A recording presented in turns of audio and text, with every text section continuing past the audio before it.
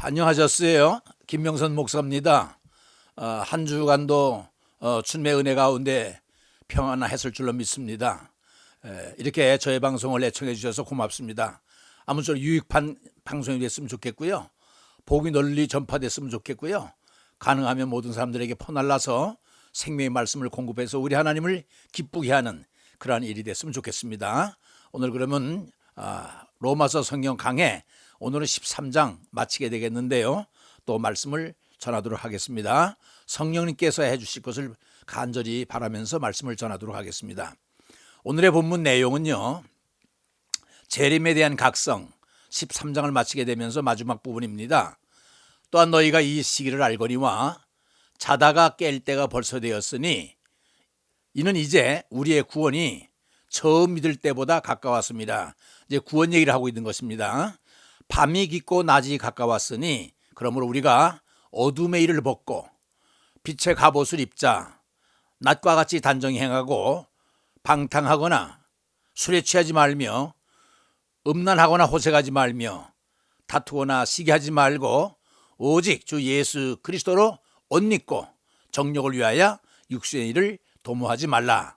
오늘 11절로부터 15절까지 되겠습니다. 13장 마지막이 되겠습니다. 자, 오늘 내용은 이렇습니다. 오늘은요 13장 마지막 11절로부터 15절까지 내용은 크게 두 가지예요. 재림의 때를 분별하라는 것 11절하고 12절에서 15절까지 성도의 자세, 이 두 가지가 주제가 되겠는데요. 왜 성 어거스틴을 오늘 이렇게 부록으로 붙였냐 하면 바로 오늘 이 말씀, 특별히 13절에 있는 말씀을 가지고 어거스틴이 인생이 뒤집어졌습니다. 완전히 변화받게 됐어요. 그래서 로마서 13장 13절 하면 성 어거스틴이 변화받은 말씀이기 때문에 아무래도 이 시간을 통해서 변화의 말씀, 로마서 말씀을 통해서 전하면서 성 어거스틴에 대해서 좀 말씀을 드려야 되기에 뒤에 이것을 부록으로 붙여서 방송을 하도록 하겠습니다. 자, 그러면 오늘 말씀드렸듯이 재림의 때를 얘기하고 있는데 어느 때냐, 사도 바울은 네 가지 때를 여기 언급해 주고 있어요. 자다 깰 때다. 이 시기는 우리가 자다가 깰 때라는 겁니다. 그렇게 표현하고 있어요. 또 낮 때다. 밤이 깊고 낮이 가까운 때가 됐다. 낮의 때가 가깝다. 두 번째로, 세 번째로는 구원의 때다. 우리가 예수를 믿지만은 구원이 처음보다 가까웠다. 그렇겠죠? 옛날부터 우리가 믿어왔기 때문에 지금은 좀 더 구원의 때와 가까워졌다. 그 때를 얘기를 하고 있고요. 네 번째는 옷을 갈아입을 때가 됐다. 즉 육신의 옷을 벗어버리고 빛의 갑옷을 입어야 된다. 그래서 네 때를 얘기를 하고 있습니다. 결국 뭐냐? 이 때는 무슨 때인 거 아니? 결국 예수 그리스도의 재림의 때를 지금 사도 바울은 자다 깰 때다, 밤이 깊고 낮이 가까웠을 때다, 구원의 때다, 옷을 갈아입을 때다, 이렇게 네 가지로 표현을 해주고 있어요. 그런데 우리가 여기 보면요, 때라고 하는 것은 시간을 얘기하는 거 아니겠어요? 그렇죠? 그래서 시간에는 두 가지 개념이 있습니다. 히라보에는 두 가지 개념이 있는데 하나는 카이로스라고 그러고요, 하나는 크로노스라고 그래요. 카이로스는 무슨 시간인 거 아니? 하나님의 시간입니다. 하나님께서 이 세상을 창조하시고 이 세상을 운영하시며 관리하시며, 그러면 이 역사가 끝맺을 때가 있는데 하나님의 계획표에 의해서 진행되어 나가는 그 시간, 그것을 카이로스라고 그래요. 또 크로노스는 바로 우리가 오늘 현재 쓰고 있는 이 시간, 우리의 시간을 크로노스라고 그래요. 그러니까 우리 시간대도 결국 하나님께서 역사를 주장하는 그 시간대에 속하기 때문에 역사가 진행된 끝없이 진행되는 게 아니잖아요. 이제 시작이 됐으면 끝이 있어야 되는데 역사의 마무리를 지을 때가 됐다 하는 그런 카이로스적인 의미에서 예수 그리스도 재림의 때가 됐다는 것입니다. 우리가 예수를 믿는 것은 왜 믿어요? 우리가 구원을 받으려고 예수를 믿지 않습니까? 구원받는다는 얘기는 주님의 재림이 임했을 때에 이제 천년왕국이 시작이 되기 때문에, 천국이 시작되기 때문에 주님의 재림의 때는 결국 하나님 카이로스에 해당이 되며 우리에게는 종말의 때다, 이렇게 얘기할 수 있겠습니다. 자, 재림의 때는, 그런데 재림의 때는 몰라요. 제자들도 궁금하고 해서 예수께 물어봤더니 때를 가르쳐 주지 않고, 그러나 임박한 때가 되면 이러한 징조가 나타날 것이라 라고 표적들을 말씀해 준 게 있어요. 여러분 다 들었지요? 그런데 아직까지는 마태복음 24장이 바로 예수님께서 말세의 징조를 얘기한 때 아닙니까? 마가복음에는 13장이 나오고요. 그 다음에 누가복음에는 17장과 21장에 이렇게 나누어서 재림의 때가 나타나고 있어요. 그런데 그건 신약에서 얘기를 했고, 구약 때 그때도 묵시록이라고 하는 다니엘서, 요한계시록을 신약의 묵시록이라고 한다면 구약에는요 다니엘서가 묵시록이거든요, 계시록이요. 그런데 거기에도 이미 다니엘이 이 마지막 때를, 재림의 때를 예언해 놓은 데가 있어요. 그래서 지난 시간에 제가 신약의 24장은 다 말씀드렸기 때문에 이번엔 특별히 구약에 다니엘서에 언급된 마지막 때 재림의 징조가 이것이다 라고 언급한 것을 소개하려고 합니다. 그래서 다니엘이 재림을 말한 때 구약이다, 이런 뜻이 되겠습니다. 그런데 다니엘이 얘기하는 재림의 첫 번째 표적이 뭔가 하니 사람이 빨리 왕래한다 그랬습니다. 다니엘서 12장 4절에 보니까 사람이 빨리 왕래한다. 무슨 뜻입니까? 교통수단이 발달됐을 때, 그때가 이제 재림의 때다. 오늘날처럼 교통수단이 얼마나 발달이 됐습니까? 바다가 그렇고 육지가 그렇고 공중에서 비행기가 다니는데 우주선이 왔다 갔다 하는 이런 교통수단이 굉장히 많이 발달됐죠. 그렇죠? 그런 것을 첫 번째 다니엘이 얘기했고, 두 번째는 지식이 더한 때다. 아주 지식이 많이 발전한 때라고 그랬어요. 여러분, 지식이 발전하면요 어디까지 가는 거 아니? 제가 볼 때는 우리가 살고 있는 3차원의 세계를 벗어나서 4차원의 세계, 공중세계에 우주까지 가는, 우주까지, 달나라까지 정복하려고 하는, 그 다음에 그 지구에 떠돌고 있는 그 혹성들 있죠. 많은 항성들, 여기에 가려고 하는 우주 계획이 추진되고 있고, 그 다음에 계속 과학은 파고 들어가서 생명이 어디로부터 왔느냐 하는 생명에까지 접근하는 거예요. 가만히 보시면요, 우주는 하나님이 계신 것도 아닙니까? 생명은 하나님이 우리의 생명 만을 근원 아니겠어요? 예수, 우리 하나님의 본질. 그런데 인간이 얼마나 이게 지식이 발달됐으면요 우주와 생명까지 이제 접근했는데, 이것은 하나님의 권한까지 접근을 한 거예요. 이번에 여러분 바이러스도 있죠. 코로나19 바이러스도 이거 중국에 있는 생명공학 연구소에서 시작이 된 건데, 일본 학자들이 이번에 어저께 보니까 뭐냐면 이것은 자연적으로 생긴 게 아니래요. 인공적으로 사람이 만드는 거라고 그래요. 그래서 결국 생명공학 연구소에서 생명에까지 접근하려고 하는, 생명은 하나님의 것인데, 생명은 하나님이 주고 계신데 거기까지 도전하려고 하는 현대 문명의 바벨탑이라고 얘기할 수 있겠죠. 그죠? 거기까지 접근하게 되니까 아마 이것이 우리의 재앙으로 나타난 것이 아닌가, 저는 그렇게 생각을 하고 있습니다. 하여튼 지식이 더한 때라고 그랬어요. 세 번째는요, 다니엘은 큰 환란의 때라고 그랬어요. 이게 나라의 어느 부분에서 일어나는 것이 아니라 유럽이나 남미라든가 또 이게 북미라든가 이 부분에 국지적으로 나타나는 것이 아니라 전 세계적으로 큰 개국 이래 이렇게 큰 환란이 없다고 다니엘서 12장 1절에 말해주고 있고요. 또 뭐를 예언해주고 있는 거 아니? 매일 제사를 폐한다고 그랬어요. 현대말로 하면 예배를 금하게 되는 거예요.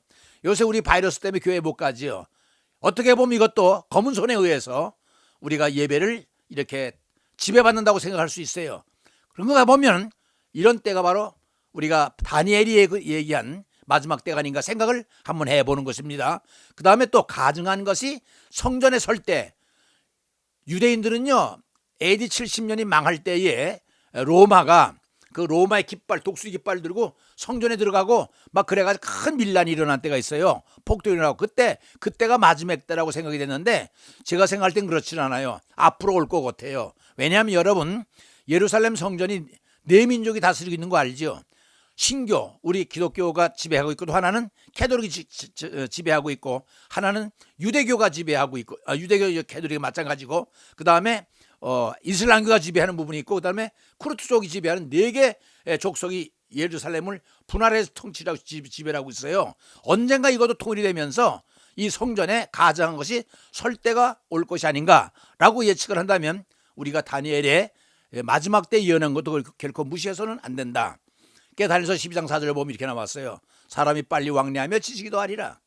또 매일 드리는 제사를 폐하며, 이거 12장 1절이나 11절에 나왔는데 이것도 한번 말세의 징조로서 우리가 생각해 둘 필요가 있다고 생각이 됩니다. 그러면 그건 구약의 얘기고, 신약에 들어와서 예수님이 말한 때, 아까 얘기했잖아요. 마태복음 24장 혹 마가복음 13장, 그쵸? 같은데 재림의 때인데 예수님께서 이렇게 말씀하셨잖아요. 너희가 무화과 비유를 모르느냐? 여름이면 이렇게 잎이 피는데 무화과 나무를 보고서 때를 분별하듯이 예수님이 올 때, 재림의 때를 짐작하라는 거예요. 또 노아 홍수 때 비유를 얘기를 했지요.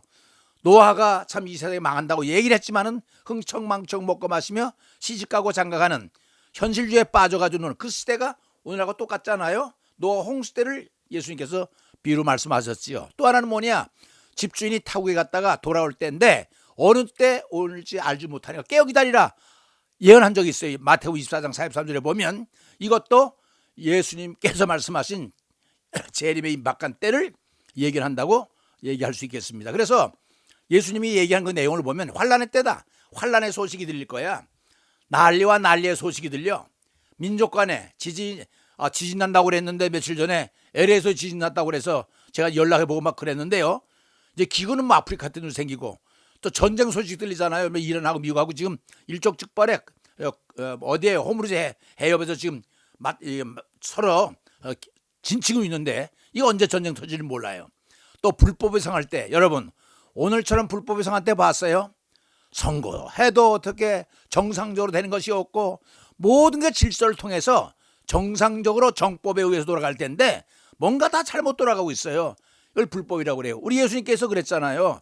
불법은 죄라고 그래. 죄의 길은 마귀니까 주님께서 오신 것은 마귀의 일을 멸하러 왔다. 예, 오늘날이 불법의 때입니다. 또 적그리스도가 나타나는데요. 이 적그리스도는요, 이건 마귀지요. 마귀니까 대항해서 싸워야 되는데 마귀는 마귀의 모습으로 나오나요? 인간의 모습으로, 어떤 제도적으로 이런 제도로 오기 때문에 나라와 국가가, 사회가, 어떤 조직이, 교회가 모든 것이 적그리스도의 모습으로 우리에게 올 수 있어요. 가면을 쓰고 양이지만 일의 모습을 쓰고 나타날 때 있단 말입니다. 그때는 말세가 된다, 재림의 때다 예수님 말씀한 거예요. 그러나 하나 다행한 거는 이것이 오면 금방 세상이 끝나는 것이 아니라 이런 현상이 나타날 때는 끝이 아니라 재난의 시작이라 했으니까 감을 잡아야 될 줄로 믿습니다. 그 다음에 또 한때가 있는데 다니엘 때, 또 예수님의 때, 또 한때는 요한계시록의 때인데요. 이건 묵시록에 해당하는 건데 여러분 거기 보면 7인 이 봉한 게 있잖아요. 인을 봉한 게 있는데 뜯잖아요. 하나 둘 셋 뜯으면 말탄자들이 나타나요. 그것이 5장 6장의 내용인데 붉은 말탄자, 검은 말탄자, 백말탄자, 청색 말탄자, 7말탄자가 나와요. 그러면서 7장에 14만 4천 정도가 나온 다음에 계속 7천사 7나팔이 계속 나오면서 나팔 불 때마다 땅 3분의 1이 또는 수목 3분의 1이 불타버리고 바다의 3분의 1이 피로 물들고 이렇게 재앙의 모습들이 나타나요. 그뿐만 아니라 7대접이 나타나죠. 요한계시록 15장서부터 보면요, 15장 16장 보면 7대접이 나오는데 그것도 재앙이에요. 큰 바벨론이 나타나잖아요. 이 7재앙을 나타내요. 그래서 가만히 보면 6장서부터 19장까지는 전부 이 재앙에 관한 거예요. 이걸 보면서 아하, 재앙이 어떻게 진행될 것인가 하는 것을 갖다 리얼하게 표현해준 데가 요한계시록입니다. 이것도 우리가 살펴봐야 된다는 얘기입니다. 그래서 제가 요한계시록 22장까지를 갖다가 내용을 간략하게 이렇게 한번 진행을 시켜봤어요. 1장에서 5장까지 7교회가 나타나죠. 그죠? 그 다음에 6장에는 7인봉한 게 나오고 말탄자가 나오고 7장 하나만 14만 4천 정도가 언급되어 있고 8장에서 14장까지는 7천사, 7나팔, 7재앙. 이거 다 재앙이죠. 그 다음에 15장에서 18장까지는 7대접이 나와요. 그러면서 19장 20절까지는 재림하시면서 신천지 새 예루살렘이 전개되는 게 나오는데 이게 요한계시록 전체 내용을 제가 펼쳐 파노라마처럼 열거해 본 것입니다. 이렇게 내용으로 되어 있어요. 묘한 건 7자가 나오지요. 참 이게 묘한 것이 이 7자가 이게 요한계시록의 내용이 되는 것입니다. 그래서 이 때의 중요성을 다시 생각해 보면요, 마태복음 16장 1절로부터 3절을 보면 백성의 지도자들이 예수님께 표적을 보달라고 했을 때에 주님께서는 때의 표적을 알지 못하느냐라고 물으시면서 표적 보이기를 청하니 예수께서 대답하여 가라사대 너희가 저녁에 하늘이 붉으면 날이 좋겠다고 하고 아침에 하늘이 붉고 흐리면 오늘은 낮이 굳겠다 하나니 너희는 날씨는 분별할 줄 알면서 시대의 표적을 분별할 수 없느냐? 무슨 말인가 하니 시대의 표적을 깨달으라는 거예요. 보고 알라는 거예요. 감을 잡으라는 겁니다. 그러니까 날씨만 이렇게 분별하지 말고 시간과 시대를 분별하는 사람이 되라. 이런 얘기를 언급해 주고 있습니다. 자, 그래서 주님이 말씀해 주신 그 때와 또 바울이 분별하는 법과 똑같아요.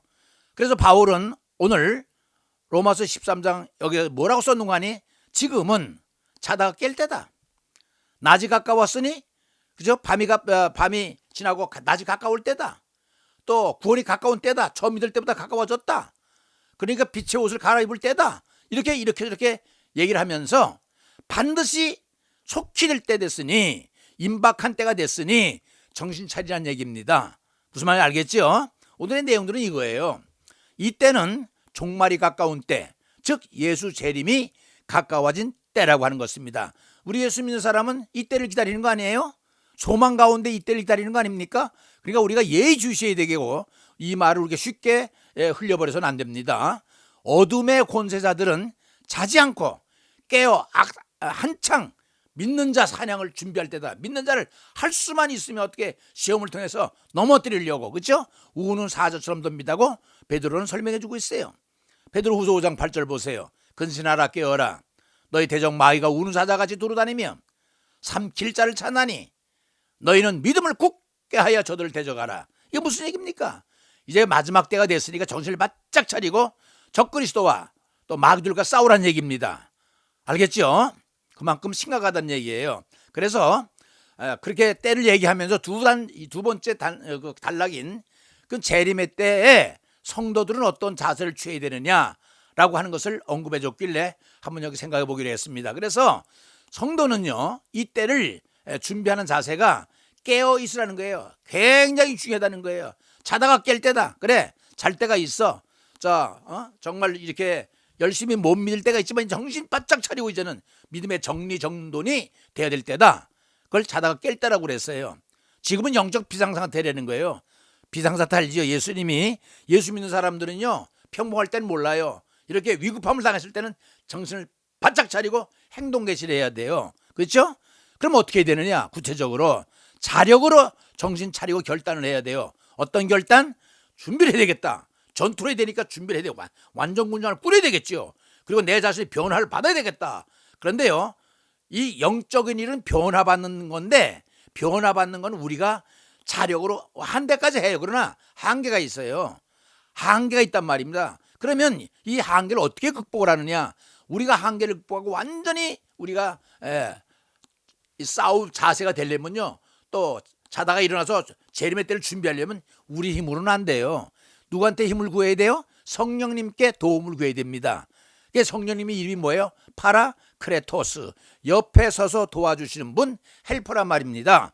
그렇기 때문에 우리는 할 수 없는 이때야말로 정말로 성령님의 도움을 필요로 한 때예요. 왜? 우리가 준비를 해야 되는데 그 준비를, 완벽한 준비, 사람은 준비를 해도요 완벽하지 못해요. 그러나 성령님이 하시면 완벽하게 준비하기 때문에 성령님을 통해서 우리가 준비를 하고 있어야 돼요. 그게 준비 자세입니다.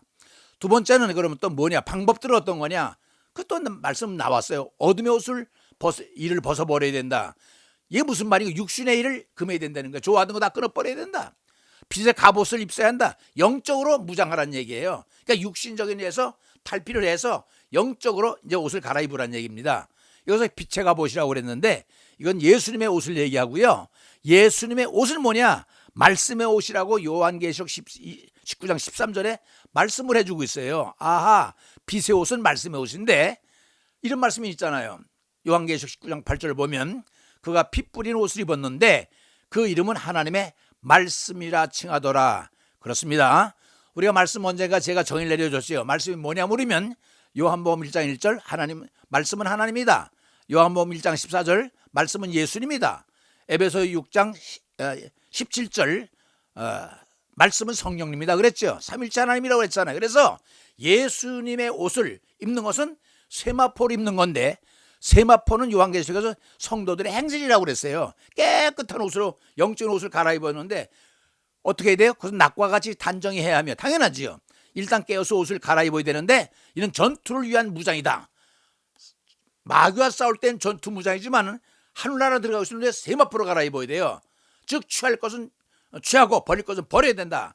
육신의 일은 벗어버리고 영적인 일을 취해야 된다. 그래서 이 일은 자력으로 되는 것이 아니라 노력할 필요도 있지만은 한계가 있기 때문에 말씀과 기도를 통해서만이 가능하다는 얘기입니다. 여러분, 여기 내가 왜 도표를 그려놨냐면, 몸에 이상이 생기잖아요. 몸은요, 누구의 지시를 받게 되냐면 혼의 지시를 받게 됐어요. 혼은 여기서 정신을 얘기합니다. 다시 말하면 정신이 우리 육신을 지배를 해요. 무슨 말 알겠죠? 내가 교회 가야 되겠다 하는 생각이 있기 때문에 교회를 가는 몸이 따라가는 것처럼 몸은 정신이 지배를 해요. 그러면 이 정신 세계는 누가 지배하느냐? 영이 지배를 합니다. 그래 영혼이 잘 돼야 범사가 잘 되고 강건하게 된다 하는 이론이 여기 맞아 떨어지는데, 결국은 영이 바로 서야만이 정신 세계가 바르게 되고 바른 생각을 할 때 바른 행동을 할 수가 있는 거예요. 이것은 뭐냐? 말씀과 기도를 통해서 이루어질 수 있다는 얘기입니다. 왜냐하면 말씀과 기도는 영의 세계니까, 영의가 제대로 되면 정신세계는 혼은 제대로 되게 돼 있어요. 그 다음에 몸은 따라오게 돼 있어요. 그런데 화살표를 해놨죠. 이렇게 이건 뭐냐면, 몸이 망가지면 몸이 정신세계를 지장을 줄 수가 있어요. 왜냐? 우리는 몸과 영혼으로 이게 결합된 몸이기 때문에 몸이 정신세계를 지배할 수가 있습니다. 이 정신세계는 또 영을 타치할 수가 있어요. 그러면 영까지 깨어지게 돼 있어요. 영향을 받는단 말입니다. 그러니까 대단히 중요해요. 몸 관리는 그런 의미에서도 굉장히 중요해요. 무조건 영혼, 몸 이는 흐름으로 되는 것이 아니라 영으로도 몸이, 우리 삶이, 잘못된 행동이 우리 영의 세계를 파괴할 수 있다는 얘기예요. 그것을 도표로 설명을 해 주었습니다. 여러분, 이 도표를 보면 잘 생각을 해서 해보세요. 그러니까 영과 육의 원리를 한번 볼까요? 이제 오해하는 부분이 있는데, 뭔가니 인간의 육체는 악하고 영혼은 선하다. 맞습니까, 여러분? 이건요, 여러분 잘 알아야 됩니다. 세속 철학에서 기반을 둔 건데요. 이걸 이원론이라고 그래요. 영과 육, 그렇죠? 악하고 선하고 이렇게 둘로 나누는 걸 이원론이라고 그러는데, 듀얼리즘이라고 그러는데, 이게 영지주의라는 게 있어요. 노스티시즘. 이 그리스 때에 아리스토텔레스, 그다음에 플라톤, 그 당시에 있던 이게 하나의 주장인데요. 뭔가니 성경은, 이게 뭐 영지주의는 뭐냐면 영의 세계, 정신 세계과 육의 세계, 이원론으로 보는데, 정신 세계는 아름다운 것이고 고귀한 것이고 육신의 세계는 저속하다, 나쁜 거다, 이렇게 이원론적으로 얘기해서 정신 세계는 좋은 것, 육의 세계는 나쁜 것, 이렇게 분리하는 걸 갖다가 이원론이라고 그래요. 그런데 성경은요, 정신 세계가 아름답고 육은 나쁘다 얘기하잖아요. 육도 영도 모두 선한 것이라고 성경 말해주고 있어요. 왠관이 인간을 창조하신 후 하나님께서 보시기에 좋았더라, 보시기에 좋았더라 다 그랬잖아요. 햇빛을 창조하시고 보시기에 좋았더라, 지구를 창조하시고 보시기에 좋았더라, 우주 만물을 잘 창조해 주고 보시기에 좋았더라. 이거 뭐냐면 다 아름답다는 거예요. 완벽하다는 거예요. 그 때문에 우리 기독교에서는요, 정신세계만이 아름답고 육의 세계는 나쁘다, 이원론으로 보지 않습니다. 이론론이에요. 보시기에 다 좋다는 겁니다. 아름답다는 거예요. 인간의 영육은 생명이 있는 한 분리할 수 없잖아요. 생명이 몸 없이 우리가 견뎌낼 수 있어요? 또 몸은 정신이 없으면 그 온전한 몸 아니잖아요. 그래서 몸과 영혼은, 정신세계는 함께 결합된 하나이기 때문에 어떤 것이 나쁘다 좋다 얘기할 수 없고, 우리 기독교에서는 다 좋다 이론론적으로 보는 거예요. 왜냐하면 완전한 유기적인 관계 결합되어 있잖아요. 그렇죠? 여러분 몸이 아파 보세요. 부터 영적으로도 병들게 되고, 영이 잘못되면 이 몸도 또 따라서 이렇게 문제가 생기게 돼 있어요. 그래서 여기서 얘기하는 건 뭐냐면, 우리 기독교에서는 육신은 나쁘다 그렇게 보지 않는다는 거예요. 다 좋다. 그럼 왜 세상은 육신은 나쁘다고 그러냐?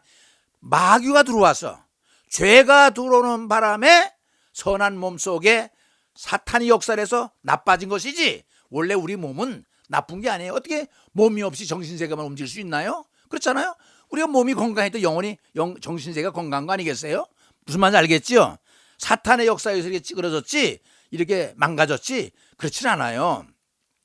그걸 꼭 알아두시면 되겠어요. 오해하는 사람이 많아요. 세상은 악하다, 다 나쁘다. 아니, 그렇지 않습니다. 영육은 상호 기민한 영향력, 왜 결합되어 있기 때문에 행사하며 하나의 몸, 하나의 완바디로서 육신은 영혼의 지정의, 몸과 영혼이 다 합해서 지정의, 생각하고 마음 먹고 육신이 따라가는 거 아니겠습니까? 하나라는 거예요. 그래서 육은 영혼의 치명적인 영향을 미칠 수도 있어요. 아까 얘기했잖아요. 이 육신은 정신세계 이런 몸으로 영향받지만 몸이 또 나빠질 때, 나쁜 어떤 해를 끼칠 때는 이게 올라가 정신세계뿐만 아니라 영적인 세계까지 치명적인 영향을 미칠 수가 있다는 얘기예요. 그래서 바울은 육신의 일을 도모하지 말라고 그랬어요. 그것 굉장히 중요하다는 거예요. 이 몸 관리는 굉장히 중요하다는 얘기입니다. 그래서 영과 육의 대비가 있는데 본문에서 보면 낮, 빛의 갑옷, 그리스도의 옷, 이것은 영적인 세계고요. 육신적인 것은 밤, 어두움, 단정치 못함, 정력, 육신이라고 그랬어요. 그래서 다분히 영과 육, 다시 말해 성령과 사탄과의 대결 구도로 되어 있다. 무슨 말인지 알았죠? 결국 사탄이 들어와서 우리 몸을 이렇게 나쁘게 만들고 죄를 짓게 만들고 죽음을 이루게 했지요. 우린 선하게 창조됐어요. 하나님의 형상을 따라서. 아셨지요? 그래서 뭐 정신세계만 아름답고 육의 세계는 더럽고 지저분하고 나쁘다, 그래서 하면 안 돼요. 이 몸 관리를 잘해야 돼요. 건강한 육신 속에 건전한 정신이 깃들고 건전한 정신 속에 온전한 영이 또 이렇게 유지가 될 수 있어요. 무슨 말인지 알겠죠? 이게 유기적인 관계에 있다는 것을 기억해 두면 되겠습니다. 그래서 정력을 위하여 육신의 일을 도모하지 말아야 된다.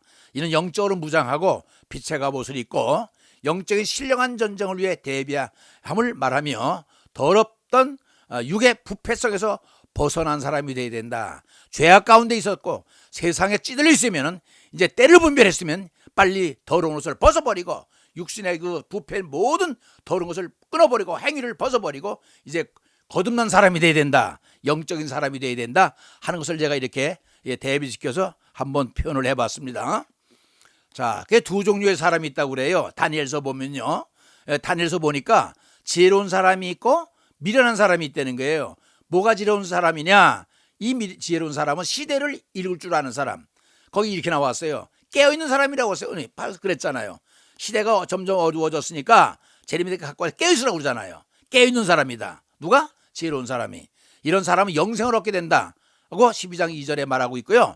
궁창같이 밝아서 많은 사람을 주께로 돌아오게 하는 사람이라는 거예요. 그리고 이런 사람은 별과 같이 빛나는 사람이라고 했고 스스로 정결케 하여 회개를 한 사람이다. 그렇잖아요. 때를 분별하고 빨리 더러운 것을 씻어버리고 더러운 것을 벗어버리고 회개하고 정결케 돼서 우리가 영적인 사람을 거듭난다야 되는 거예요. 그러니까 이런 사람은 성경에서 복 있는 사람이다 이렇게 얘기하고 있어요. 제 얘기가 아니라 다니엘서 12장 10절 이렇게 말하고 있는데, 반면에 미련한 사람은 어떤 사람이냐? 때를 분별하지 못하는 사람, 이땐지 저땐지 구분을 못하는 사람이에요. 악한 자로, 이 사람은 악한 자라고 지칭을 했어요. 깨닫지 못하는 사람, 수욕을 당해서, 수욕이 뭔가 수치스러운 일을 당해서 부끄러움을 당할 자, 그것도 몰라요. 이거 어떤 게 부끄러운지. 그런 이 사람이 어떻게 시대를 분별할 수 있겠어요? 그 미련한 사람이라는 거죠. 여전히 악을 행하는 사람. 요하 때 보면은 노아가 그렇게 외쳐도 듣지 아니하고 시집가고 장가가고 먹고 마시고 흥청망청 했던 그런 사람들, 이게 미련한 사람이라는 거예요. 때를 분별하지 못하는 사람, 그런 사람은 희망이 없는 사람이지요. 정리해야 할 것들이 있다. 뭘 정리해요? 보세요. 더러운 것들, 방탕, 술 취함, 음란, 호색, 쟁투, 이런 영적인 전투에 걸림돌이 되는 것들인데, 이를 구별하면 유격적인 죄가 있는데 방탕, 술 취함, 성욕적인 죄, 음란, 호색, 감정적인 죄, 쟁투, 시기, 전체적으로는 부절죄와 방조하는 사람들인데, 그러니까 이런 사람이 있으면 빨리 시대를 분별했으면 육적인 일을 벗어버리고 영적으로 돌아서야 되는데, 이것은 오로지 성령님만이 할 수 있기 때문에 우리가 성령님을 의지해야 돼요. 찾아야 돼요. 무슨 말인지 알겠죠? 이것이 영적인 사람이 할 일입니다. 자, 그 다음 보세요. 낮에와 같이 단정히 해가고 방탕하거나 술 취하지 말며 음란하거나 호색하지 말며 다투거나 시기하지 말고 오직 주 예수 그리스도로 옷 입고 정욕을 위하여 육신의 일을 도모하지 말라. 이 말씀은요, 딱 하면 성 어거스틴을 생각하게 돼. 왜? 이 말씀 때문에 성 어거스틴이 뒤집어졌거든요. 새 사람 됐거든요. 그래서 오늘 성 어거스틴에 대해서 말씀을 드리겠습니다. 이 사람은 어거스틴이라고 그랬는데 얼마나 거룩했으며 성자라고 그래서 성 어거스틴이라고 불러요. 발음 그대로 아우구스티누스라고도 부르는데 북아프리카 조그만 지방 소도시 타케스타에서 출생을 해서 AD 354년 11월 13일 출생을 해서 AD 430년 8월 28일 죽었는데 76세를 살았습니다. 여러분 다 아는 것처럼 어머니 모니카 알죠? 어머니는 모니카, 아버지는 이방인인데 타락의 도시 카르타고에서 로마로 이제 유학을 가요. 또 거기서 밀라노로 이주를 하지요. 그런데 AD 386년에 밀라노에서 이제 거듭나지요. 14년 후 AD 400년 자신의 고백록이라는 걸 써 컨페션이라는 고백록을 출간하는데 그는 인생 초기에 여러분 여기 참 잘 들어보세요. 호르덴시우스라고 하는 철학자에게 영향을 받아요. 그 다음엔 크리스찬의 사상가 암브로스라는 사람의 영향을 받고 그리고 친구 알레피우스라가 영향을 받는데 왜 이런 말을 하는 거 아니? 사람은요 태어나서 살면서 부모를 잘 만나야 돼요. 또한 선생님을 잘 만나야 돼요. 셋째는요 친구를 잘 만나야 돼요. 그런데 이분은 그 세 개를 다 잘 만난 것 같아요. 호르덴시우스나 암브로스는 유명한 교부였었거든요. 당시에 이 선생들을 만나 영향을 받았죠. 또 믿음의 친구가 있었잖아요. 또 믿음의 어머니가 있었거든요. 그러니까 사람은 이 세 살아가면서 세 사람을 잘 만나야 되는데 여러분 셋 중에 하나라도 잘 만나면 행복한 사람, 럭키한 사람이에요. 자 보세요. 초기에 그는 방탕 생활을 시작을 해요. 그죠? 타락의 칼코다에서 16살에 난잡한 성관계로 동거 생활을 해. 여러분 16살이면 이게 아마 고등학교 1학년쯤 되나요? 벌써 여자들과 동거하고요. 16살에 벌써 아이를 낳아요. 참 여러분 이거 보면요. 저는 좋아서 했는지 모르지만 이 부모님 어머니 모니카가 얼마나 속이 탔을까요? 모르긴 몰라도 속이 시커멓게 탔을 거예요. 이런 자식을 두고 있는 망나니를 두고 있는 아니 망나니를 노는 곳 어느 정도지 그래? 여자들 동거하고 17살에 벌써 아이를 낳는 말이 됩니까 이게? 우리 사회에 용납이 돼요? 여러분 부모라고 생각해 보세요. 깜깜할 거예요. 아마 깜깜 세상이 노랄 거예요. 그러나 어머니의 끈질긴 기도로 회심하게 돼서 평생 크리스찬의 삶을 살게 되죠. 그래서요 참 이 어머님이 기도는 무서운 것 같아요. 그래서 그의 고백록에 의하면 자신에게 새 삶을 베풀어 주신 하나님의 은혜에 대해서 말하고 하나님께서 어떻게 자신에게 예수 그리스도를 믿는 믿음으로 인도하셨는가를 간증을 해요. 이게 다음 누구 때문에 그러냐? 눈물의 기도 어머니 모니카 때문에. 얼마나 눈물의 기도를 많이 드렸겠어요. 자 보세요. 그의 책은 이렇게 시작됩니다.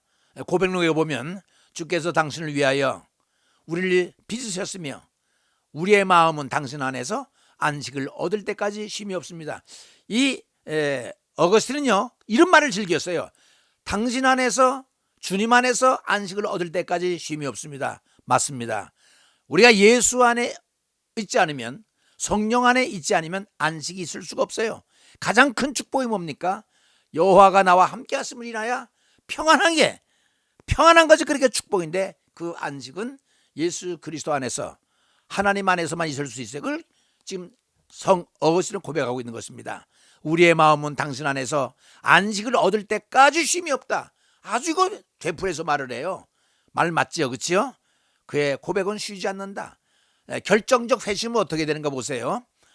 그렇게 망나니가 밀라노 근처의 친구 별장 정원에서 친구 알레피우스와 함께 성경을 읽다가 이 사람이요 망나니 짓을 했어도요 사모하는 마음은 있었어요. 읽다가 멀리 떨어진 곳에서 영적 갈급함으로 부르짖게 돼요. 자, 영적 갈급함이 없는 사람이 부르짖을 수 있어요? 그래서요 하나님이 사람을 통해 역사할 때 사도 바울처럼 일방적으로 강권적으로 역사하는 게 있어요. 강권적인 역사. 그리고 그렇지 않으면 일반적으로 사람들은요 구원받을 사람이라면 하나님에게 속한 사람이라면 적어도 간구하는 게 있어야 돼. 이래서는 안 되겠다. 여러분, 여러분의 신앙은 여러분이 잘 알고 있죠. 이래서는 안 된다는 거 잘 알고 있죠. 그러니까 간구하는 것까지는 해야 돼. 근데 아무리 망난이었지만은 이 어거스틴은요 간구하는 게 있잖아요. 얼마나 괴롭겠어요. 망나니 짓을 했으니 영적 갈급함으로 부르짖었다고 그랬어요. 그래요. 우리는요 영적 갈급함에서 부르짖는 신앙을 갖고 있어야 돼요. 그래야 희망이 있어요. 이웃과 나는 어떤 무화과 나무 아래 주저앉았다. 그리고 눈물을 펑펑 쏟았다. 보세요. 눈물 쏟는 거 보세요. 그때 나는 대충 다음과 같은 말을 연거푸했다. 뭐라고 했나 들어봐요. 주여 언제니까? 주여 언제까지 나에게 분노하시겠나이까? 제발 지난 죄를 우리에게 대하여 기억하지 마옵소서. 죄악 가운데 있는 것을 괴로웠으면 부르짖으면서 주님을 찾는 거예요. 이게 찾는 노력이 필요한 거예요. 그들이 한꺼번에 나를 짓눌러 대는 것 같았다라고 얘기하면서 왜 지금 아닙니까? 왜 지금은 역사 안 해줍니까? 어찌하여 지금 당장 나의 부정함이 끝날 수 없습니까? 몸부림을 치면서 이렇게 하나님께 간절히 매달리는 거예요. 이렇게 통회하며 비참한 참회를 하면서 울었다. 여러분, 회개하면서 눈물 뿌려야 돼요.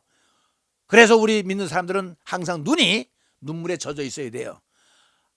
우리는 죄악 때문에 울어야 돼요. 은혜를 달라고 울어야 돼요. 이 재림의 때를 맞이해서 우리가 아버지와 탈락되지 않게 해달라고 울어야 됩니다. 이때 뜻밖의 옆집에서 들려오는 소리가 있었다. 소년인지 소녀인지 분간치는 못했지만 이것 좀 어거스틴의 고백록에서 나오는 겁니다. 반복하면서 이런 노래를 불렀다. 집어 읽어라, 집어 읽어라. 이게 들리는 거예요. 톨레레게 집어 읽어라, 집어 읽어라. 그래서 제 자리로 돌아와 성경을 집어 첫 구절을 읽는 것이 바로 오늘 본문 로마서 13장 13절. 방탕하지 말고 술 취하지 말고, 그죠? 정욕 사비지 말고 때가 가까웠으니까 더러운 옷을 벗고 빛의 갑옷을 입으라고 하는 이 말씀이 그렇게 성 어거스틴이 갈급하고 부르짖다가 뒤집어지는 결정적인 말씀이 이 말씀이에요. 그래서 이 말씀이 그렇게 유명해진 겁니다. 낮과 같이 탄정해야 하고 방탕하거나 술에 취하지 말며 음란하거나 호색하지 말며 다투거나 딱 맞잖아요. 어거스틴의 생활에 딱 맞는 말씀이에요. 나는 더 이상 읽고 싶지도 않고 그럴 필요도 없었다. 그 순간 선고가 끝나는 것처럼 내 가슴은 빛에 의해서 어둠이 걷히고 안도감이 느껴지는 듯 의심의 어둠이 사라져 버렸다. 이렇게 고백하고 있어요. 이렇게 회심한 어거스틴은 평생 아들의 회심을 위하여 기도한 어머니가 계신 고향으로 가요. 거기서 장로가 됩니다. 놀라운 일 아닙니까? 그 다음에 히포의 감독이 돼요. 감독이 됐다는 얘기는 오늘 목회자라고 생각하면 돼요. 목회자가 된 거예요. 망나니가. 그래서 결국 AD 430년 8월 28일 76세의 나이로 임종을 하게 되는데요. 얼마나 이 사람이 거룩했으면요, 참새들도 날아와서 참새하고도 대화를 했대요. 동물들하고 지나간 동물들하고도 사슴하고도 얘기를 하고요. 훗날 사람들은 그를 성자의 칭을 붙여 성 어거스틴이라고 얘기합니다. 그런데 아돌프 하르락이라는 사람이 있어요. 이 하르락은 교수인데 신학자 하르락의 아들인데요. 이 사람이 이렇게 얘기했어요. 아우구스티누스는, 이거 어거스틴입니다. 바울과 종교개혁자 루터 사이에 기독교 교회가 소유한 가장 위대한 사람이라 이렇게 얘기를 하는데, 뭔가니 우리가 정통주라고 얘기할 때 사도 바울, 그 다음에 어거스틴을 찍고선 그 다음에 루터로 넘어가는 거예요. 그 다음에 칼빈으로 넘어가고 바르트로 넘어가요. 그러니까 정통주의 디딤돌이 된 이 예수 그리스도의 사상을 사도 바울이 정립을 하고 그 사상을 그대로 이어받은 것이 성 어거스틴이고, 그걸 통해서 종교개혁까지 이어지니까 이것이 바로 정통주의 오소독시라고 하는 맥락입니다. 굉장히 유명한 인물이죠. 이 말한 말이 맞아요. 그래서 오늘도 우리는 정통주의 얘기할 때 반드시 어거스틴을 얘기를 합니다. 자, 그럼 여기서 어머니 모니카의 기도를 잠깐 제가 소개해드리도록 하겠습니다. 죄악과 방탕한 삶을 살던 아들을 구원해 주셔서 감사드립니다. 감사가 두 번 나온 건 너무 감격스러운 편이지요. 이 죄인의 눈물의 기도를 들어주신 아버지요, 이제 그 아들로 하여금 모든 죄를 철저히 회개하고 평생 주의 영광을 위하여 살게 하시기를 간절히 기도드립니다. 이게 모니터 어머니의 기도. 이 정말 속이 시커멓게 숯검덩이가 되었던 그 평생 동안 눈물 흘렸던 엄마가 결국은 아들을 유명한 성 어거스틴으로 만든 밑거름은 바로 어머니의 눈물의 기도였다는 거. 결론은요, 이 시기를 알라는 거예요. 이 시대를 향한 경고입니다. 에베소 5장 16절에는 세월을 아끼라, 때가 악하다고 그랬어요. 오늘 얼마나 악합니까? 그죠?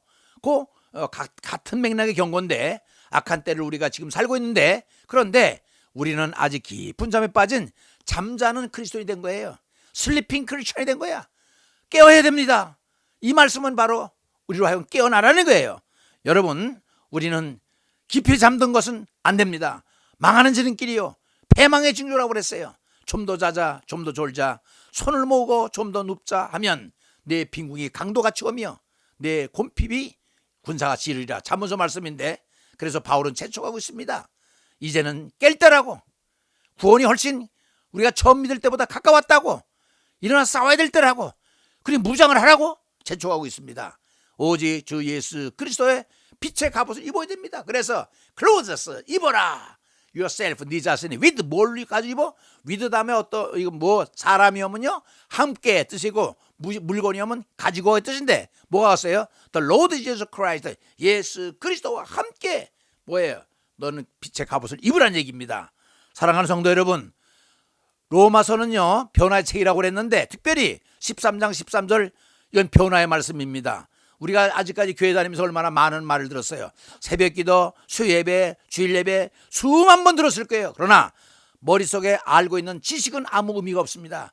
그것을 행동할 때에, 삶의 변화를 줄 때에 정말 효용가치가 있는 것입니다. 우리 말씀을 통해서 다 변화받아야 됩니다. 로마서를 왜 듣습니까? 지식이라고요? 상식이라고요? 안 됩니다. 이 말씀을 드렸으면 변화가 돼야 됩니다. 사도 바울도 변화가 됐고 어거스틴도 변화됐다면 우리도 당연히 변화가 되지 않겠습니까? 어떻게 변해요? 내 자신으로 안 돼요. 성령님께 의지하세요. 예수님께 부탁하세요. 우린 변화돼야 됩니다. 그래야만 이 시대를 준비하는 것입니다. 이 말씀을 통해서 여러분과 제가 다 변화받은 사람이 돼서 하나님의 기대하는 그런 우리가 크리스찬이 되어야 될 줄로 믿습니다. 잠자는 상태에서 깨어날 줄로 믿습니다. 잠깐 기도하겠습니다. 기도하지 마.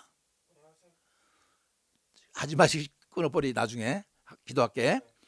고마우신 아버지 하나님, 오늘 이 시간에 이 말씀을 듣는 모든 사람들, 로마서 13장까지 와서 13절 듣는 사랑하는 성도들, 권사님, 장로님, 목사님들, 신학생, 사모님, 성도들, 집사님들, 하나님 다 변화받을 수 있도록 도와주옵소서.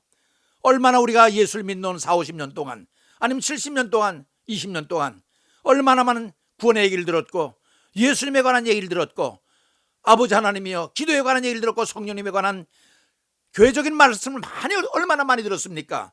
우리 머릿속에 다 지식으로 상식으로 쌓여 있을 것입니다. 하나님 것이 쌓여 있으면 무슨 소용이 있겠습니까? 은행에 많은 돈이 저축되어 있으면 무엇입니까? 그것을 꺼내서 써야 될 때 참으로 그 가치가 아버지 빛이 나듯이 우리 머릿속에 있는 상식, 지식, 그것을 초월해서 오늘 이 말씀을 통해서 다 변화받을 수 있도록 도와주시옵소서. 아버지 핸드폰 앞에서, 또 텔레비 앞에서, 컴퓨터 앞에서 앉아있는 모든 사람들이 성령님의 강림을 경험하게 하시고, 사도 바울처럼 지난날의 모든 악습을 끊어버리고 죄악의 옷을 벗어버리고 거듭나게 하시고, 성령으로 거듭나 재림을 준비할 수 있도록 도와주시옵소서.